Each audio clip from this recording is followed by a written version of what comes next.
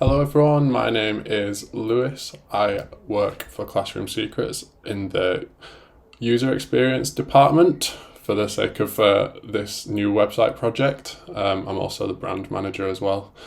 And I just want to take a quick tour of our new website, show you some of the new features that we've built in, and maybe just sort of give you a bit more of a rationale as to why we've done that. So we've made some quite short, snappy videos about individual features. If you're wanting a little bit more context and a bit more of a guide, then this is the place to go. So welcome.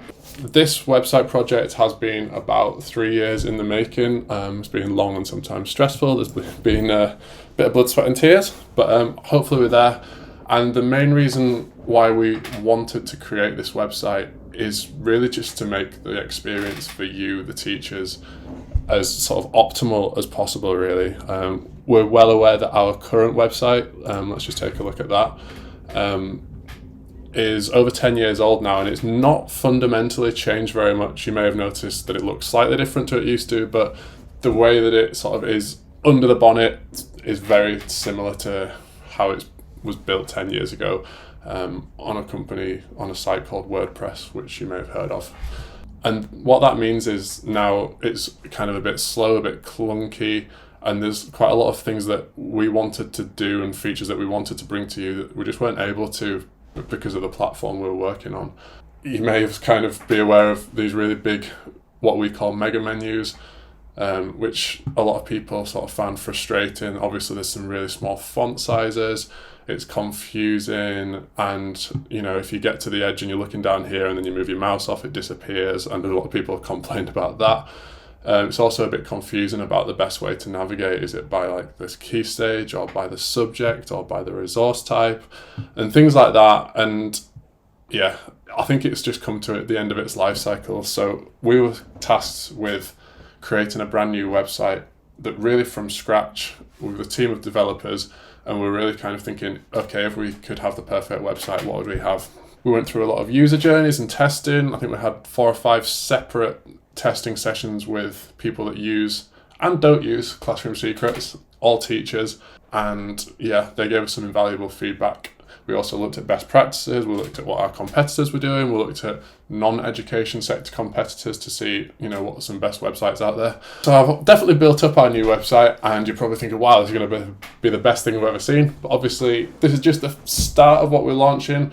We do have more features that we want to bring to you, but ultimately we could keep pushing on this deadline on and on. But we do believe that it's in a position now where we can already improve your time on our website.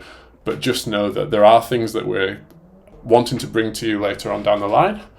And also we're more than happy to get as much feedback as possible. So if there's things that you really like, but there's additional requests that you have, or there's bits that you don't quite like as much, we'd love to hear that. We've done a lot of testing, we've taken a lot of opinions, but ultimately, we just want to make the site as good for you. So that's kind of where we got to right now. So without further ado, we'll look onto our first website. And obviously this is like a sort of logged out homepage. I'm not going to focus on this too much because if you're watching this, you're probably a premium subscriber and we don't really need to convince you to sign into us and things like that. But just so you know, it looks a little bit different. You've got a call to action at the front to kind of take a look, try a free trial. You've got a little bit of information about the subject. You can have a resource guide where you can get some more information about some of our resources by subject, and then some more resource highlights. And then we've got a little animation showing you some more of our resources. But you're probably more excited about what's happening right at the top here in terms of how you're going to get to your resources on a day-to-day basis. So even if you're logged out, we're still going to give you the opportunity to look through our resource menu and our search bar. So I'll just kind of show you that now. You can obviously see straight away that the resource menu looks entirely different to how it did before, but hopefully it's a lot more intuitive, and maybe it's a lot more similar to modern websites that you're used to browsing, whether that's education websites or when you're doing your online shopping or anything really. And we've also got this search bar, which you'll notice has this little filter section. Let me just zoom in there. And that's just an innovation we brought in because when doing a lot of testing, we were noticing that a lot of teachers will type in year for whatever. And we were just kind of trying to think, well, how can we eliminate the fact that they have to type year 4. You'll also notice that if I did type year 4 represent numbers on our current site, and this is something which we know people have found frustrating, literally the first thing that we're showing here is a year 3 resource, a year 1 resource. And that basically is what's happening is our search engine is basically just trying to find any resource that has the word year in, the word 4 in, the word representing, etc. So it's not actually separating and filtering out by year group. And we know that was a really big frustration for a lot of people, and quite rightly so. So we wanted to get rid of that. So what we've done now is, if you want to filter by year 4, you just click and then you can type represent numbers. And you can also see that, unlike our old website, we now have a more intelligent drop-down system. Well, we didn't have one at all before. And this is basically going by what we've filtered and thinking and looking at the words we put in, and it's going, okay, this is what we have. So if I type on this now, you can see we've got 57 results filtered by year 4. And we'll go into this a bit more detail later, but you can kind of see that all these results that are coming up are year 4 only. So without further ado, we'll just log in, and we'll log into a test account that I've got. And you can see a big change now is that when you log in, you get straight to a dashboard.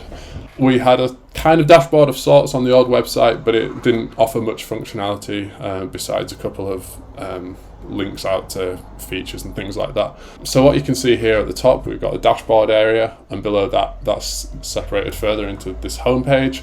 We also have a saved, downloads and notifications page, and also we have a settings area, which you can see gives you some more information about how you can change your personal profile. You can give us some more information about what year groups, subjects you're more interested in, and that way we can really help to personalize the dashboard for you. So how does that personalization look then? So we'll go back to here, and you can see that we've got your welcome screen, and you've then got this scrollable content at the top, which is an area where we can recommend to you our latest resources, or it may be events coming up, such as Black History Month or Pride or Christmas or something like that. Or it may even be entries to blog articles or something that you might find useful.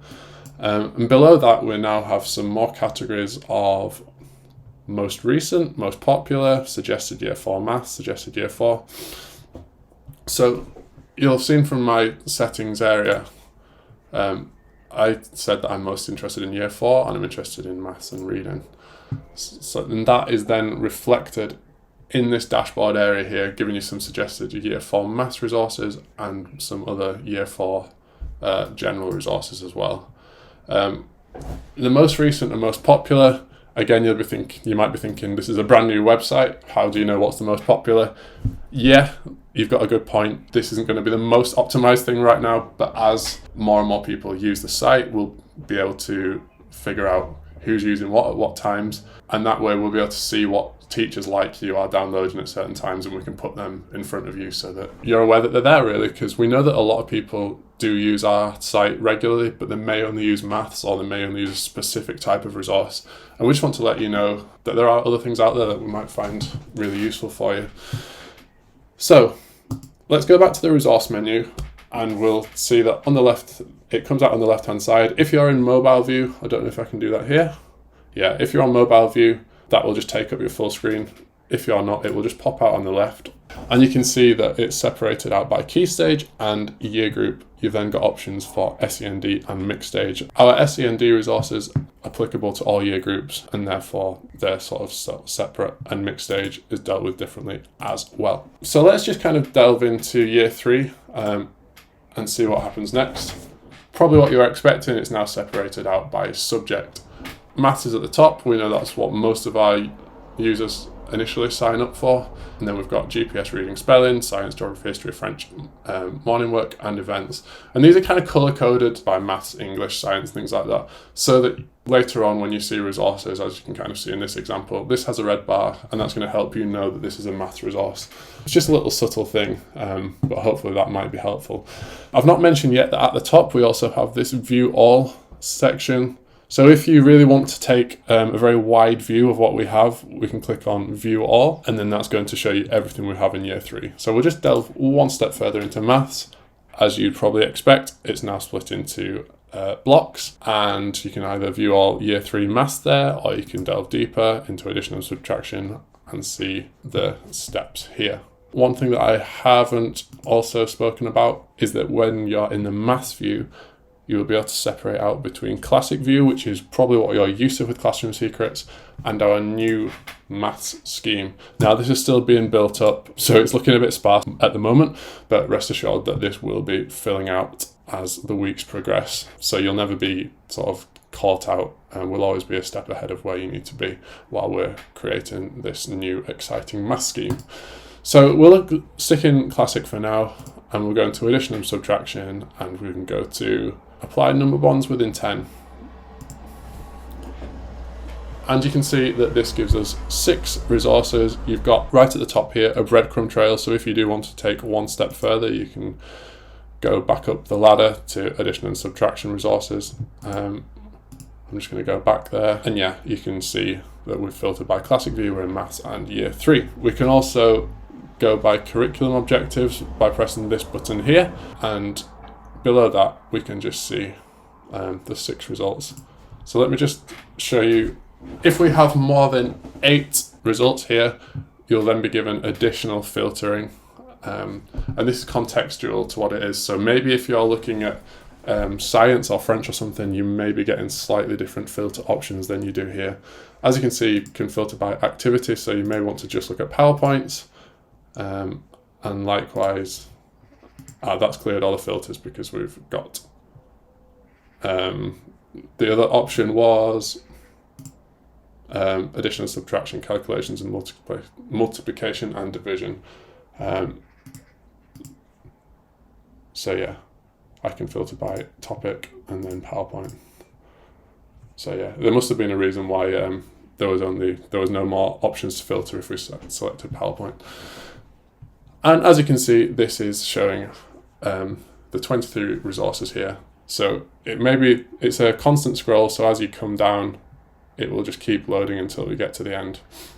You'll notice quite a difference between these thumbnails and on the old website, and this is obviously something we've worked very hard on. We had quite a lot of feedback that these thumbnails were not really working for people. They were a bit small images, they were confusing, it's kind of hard to tell what the resource is. Sometimes there was a lot of very small text, which we found from feedback that people just really weren't reading. So we wanted to try and separate that information out as clear as possible. So the year group will always be marked in this circle. You'll then have the color coding followed by the subject. You'll then have the name stripped out there, and then you'll have some additional smaller information that's kind of secondary to what most people need, sort of saying if it's a PowerPoint, if it's teacher-led. Obviously these are all filtered by PowerPoint, so they will be teacher-led. We've also really worked on what people want in terms of the featured image here.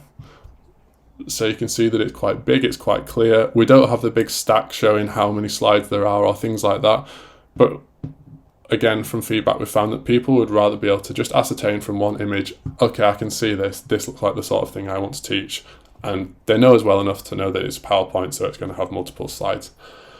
So a lot of people we found would probably just have the information they need to download from this point onwards. So rather than clicking in and going to the next stage, we've also given these click download and save functions. So because I'm logged in, I can now save this. I'll just save a few just to show, and I can quick download as well. So as you can see, I've clicked that and I've got a notification there to say that my PowerPoint has been downloaded. I'll go back to the save function later, but let's just see what happens if I do click in. As you can see, this is, again, hopefully improved quite a lot. We'll just use this example to compare to the old website. The old website had this quite long, complicated thread at the top, and then you had the image, a lot of text, and then some information that a lot of people didn't really want on the right hand side, saying about our mission and Facebook page and things like that. So we just wanted to strip out the information that most teachers don't need and really make it a simpler experience for them. So we've got the image on the left. We've got a couple of extra images just so you can really convince yourself that this is something that you need to download. We've got the information shown again up here, a smaller description, curriculum objectives, and then the tags. So the tags are links to things that it has in common with other resources. So other resources are tagged as addition and subtraction, so you can go and search that. Or you can search by curriculum objective. So this is a 3C4 curriculum objective, and that takes you to this. I personally don't know much about curriculum objectives, but if that's for you, great. Below that, we also have more Year 3 resources, which you can search through. And in some cases, we also have more resources like this, if there's similar things in that category as well. So hopefully that's getting you the information you need a lot quicker and helping you with recommendations as well. So when I mentioned about the save, we'll go back to the dashboard, but be aware that you can also access the saved from this top right corner button. What does that look like in practice? This is showing some of the PowerPoints that I saved and some things that I saved earlier. Some of you may be wondering why we need this feature, and we did have feedback again that people quite like to look at resources when they're at home, maybe on their tablets or phones, but actually they're not downloading and printing at home, they're downloading at school. So rather than kind of find the resource that you want and then having to remember the name and then log back in next morning and going, what was it called again? You can just save it, go straight to your save the next morning, and then download it directly from here. And then you can print it off at school. So hopefully that's something which a lot of people are going to find useful. You'll also find that we have optimized this for mobile. If anyone's tried using our older website on mobile, you'll know that it wasn't really optimized. It kind of worked, but it was a bit clunky. And you should find that this time it's looking a lot nicer and easier to use. So hopefully we can encourage you to work on mobile if that's the case. There's just an example of how the tiles change as we go to the mobile view. We have a similar view for downloads. Again, just showing, we also have your download count at the top, how many of you downloaded this month and how many you have remaining. And just like the save function, you've got your list below. You can also sort that by date downloaded or title. You can put in a date range if you're thinking of something that you downloaded maybe last year or something.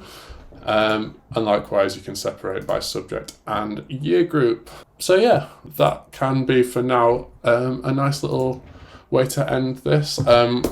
Sorry if I rambled a bit too much, but hopefully it gives you a bit of context about why we did certain things. And yeah, go and enjoy the website, and please feel free to get in touch if you have any suggestions for improvements, or there's things that you particularly like or don't like. Again, as I keep reiterating, we ultimately do this because we want you to have a better time on our website, get to what you need quicker, because ultimately we want to save you time. That's part of why we do what we do. So I'm going to end it there, and thank you very much.